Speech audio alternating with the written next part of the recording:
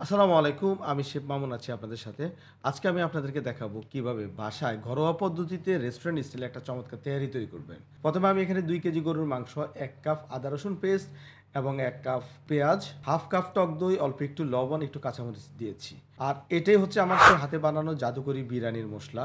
যে মসলাটি তৈরি করতে আমার প্রায় ৮ বছর সময় লেগেছে এবং বর্তমানে বিভিন্ন রেস্টুরেন্টে এই মসলা দিয়ে ব্যবসা করছে এবং সুনামের সহিত এই মসলা বাজারে আপনাদের রিভিউ অনেক ভালো পাচ্ছি। আর এই মসলাটি যেকোনো ধরনের তেহারি, বিরিয়ানি রান্না করতে পারবেন।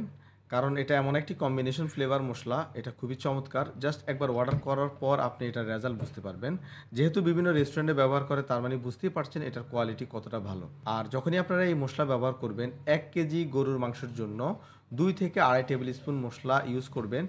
আর যদি আপনার চিকেন হয়, মুরগির মাংস হয়, সেক্ষেত্রে ১ থেকে ১.৫ টেবিল স্পুন মসলা ইউজ করলেই চলবে। খাসির মাংস, হাঁসের মাংস ২ থেকে ২.৫ টেবিল স্পুন মসলা ইউজ করবেন। তাহলে পারফেক্ট একটা রেজাল্ট এবং পারফেক্ট একটা টেস্ট পাবেন। আর যারা ভেজিটেবল বিরিয়ানি তৈরি করবেন তারা ১ টেবিল স্পুন বা ১.৫ টেবিল স্পুন মসলা দিলেই চলবে। এখানে যেহেতু আমি গরুর মাংস রান্না করছি, এইজন্য প্রতি কেজিতে আমি ২.৫ টেবিল স্পুন মসলা আমি মেপে দিচ্ছি। আপনারা এই মসলাটা একটু কম বেশি করে দিতে পারেন, কোনো অসুবিধা নেই। তারপর দিয়ে দিচ্ছি মরিচের গুঁড়া ১ টেবিল স্পুন আর একটু সরিষার তেল।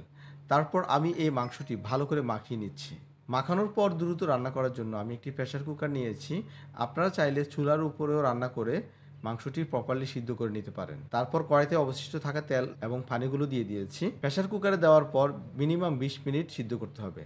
আর তেহারির সিক্রেট হচ্ছে চাউল ০.৫ ঘন্টা পানিতে ভিজিয়ে রাখবেন। তারপর তেহারি রান্না করবেন। দেখবেন ভালো একটা রেজাল্ট পাচ্ছেন। আর এই বিরিয়ানির মসলা দিয়ে আপনি তেহারি রান্না করলে তো কোনো কথাই নেই। আমার মাংসটি হয়ে গেছে। এখন আমি তেহারির রাইস পাকানোটা দেখাচ্ছি। তেহারির রাইস রান্না করার জন্য অল্প একটু তেল দিয়েছি আর একটু আদা রসুন পেস্ট দিয়েছি। আর পানি দিয়েছি আমি ১৩০০ ml। আর দিয়েছি কয়টা কাঁচামরিচ, ১ টেবিল স্পুন লবণ এবং ১ টেবিল স্পুন চিনি। চিনি এবং লবণের পরিমাণ খুব ব্যালেন্স করে দিতে হবে। আর এখানে চাল দিয়েছি ১ কেজি। আমি যেহেতু ১৩০০ ml পানি দিয়েছি কারণ আমার গরুর মাংসের সাথে কিছু পানি আছে। টোটাল ১৫০০ ml ১ কেজির জন্য পানি দিবেন, ১ কেজি তেহারির জন্য।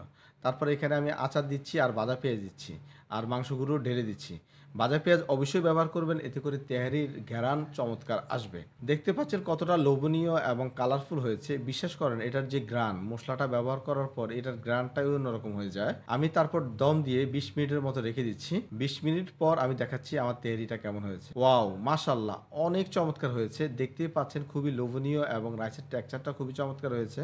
আপনারা আশা করি এই তেহারির মসলা দিয়ে চমৎকার একটি তেহারি রান্না উপভোগ করতে পারবেন। তো আজকের ভিডিও এ পর্যন্তই। অসংখ্য ধন্যবাদ তাদেরকে যারা এই মসলা নিয়ে আমাদেরকে অনেক পজিটিভ রিভিউ দিয়েছেন এবং ওই রেস্টুরেন্টগুলোকে অনেক ধন্যবাদ যারা এই স্পাইস গুরুর এই জাদুকরি বিরিয়ানির মসলা দিয়ে ব্যবসা করে চমৎকার ভালো রিভিউ পাচ্ছেন কাস্টমারের।